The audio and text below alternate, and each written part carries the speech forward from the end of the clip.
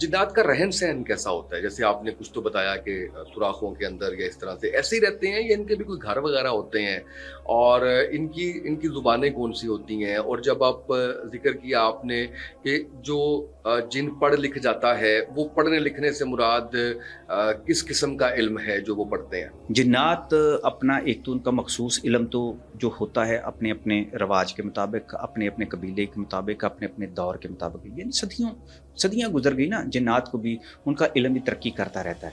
अब जब बीइंग एक मुसलमान, जो जब जिन्नात की मैं बात करता हूँ तो वो भी कुरान पाक के हाफिज़ हैं, वो भी नाते पढ़ते हैं, उर्दू में पढ़ते हैं, पंजाबी में पढ़ते हैं, मैंने तो सुनी हुई है ना।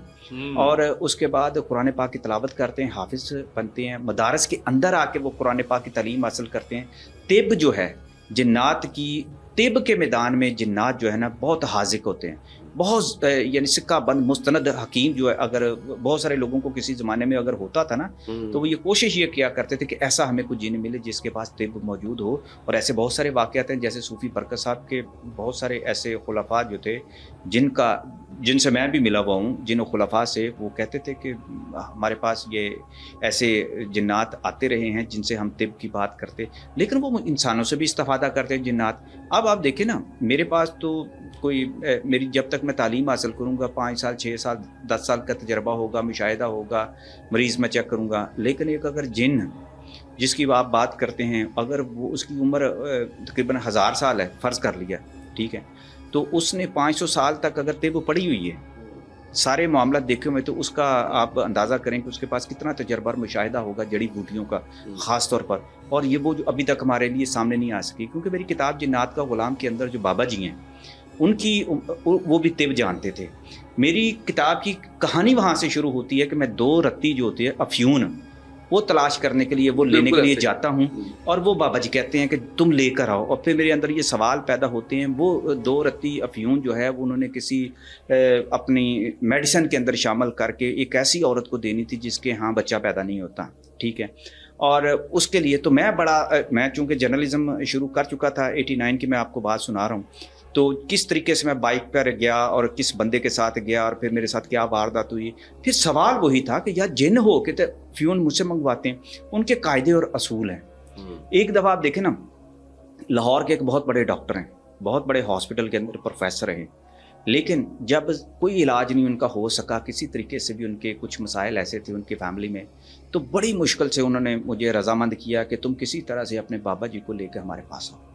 अब मैं उनके पास लेके चला गया, और लेके उनको इस तरह से गया कि मैंने जिस आमल के पास वो होते थे ना, वो चूँकि मेरा दोस्त थे, तो वो मेरे साथ उधर चले गए। फिर उनके घर जाके हाज़िरी हुई, उनके घर के अंदर वो ख़ुद उन्होंने सारी चीज़ का मुशाहिदा कर लिया, जिस तरह से वो ज़ाहिर हुए, किस तरह हुए, सारा कुछ कराने के बाद उन्होंने कहा कि अब ये यहाँ से जो मखलूक को हम इनके घर से निकाला है ना, तो इसका एक काम करें आप ना हिरन का नाफा चाहिए अब, और साथ चाहिए हमें मोर जो है ना, मोर का गोश्त चाहिए।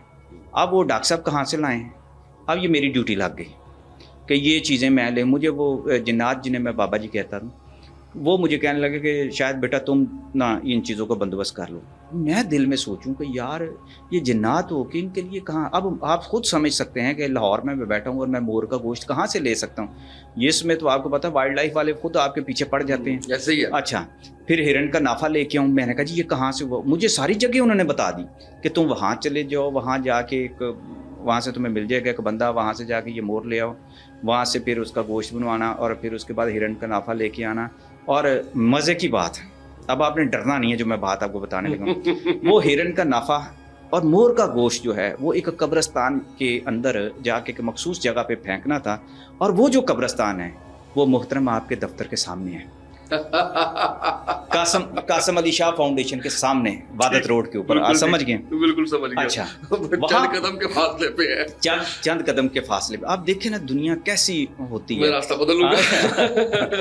अब वहाँ पर वो रात के वक्त मुझे उन्होंने कहा कि ये जाके, अब ये मैं सोचूं यार इतने अगर एक अमल के जरिए से काम कर, उसने भी ये उसको तावीज़ात लेने होते हैं, उसने कुछ इस तरह की जो अमलियात के लिए सामान चाहिए होता है, तो वो एक इंसान वो खुद ही अपना सामान का बंदोबस्त कर लेते। तो जिन्नात मुझसे क्यों ऐसी चीज़ें मंगवाते हैं?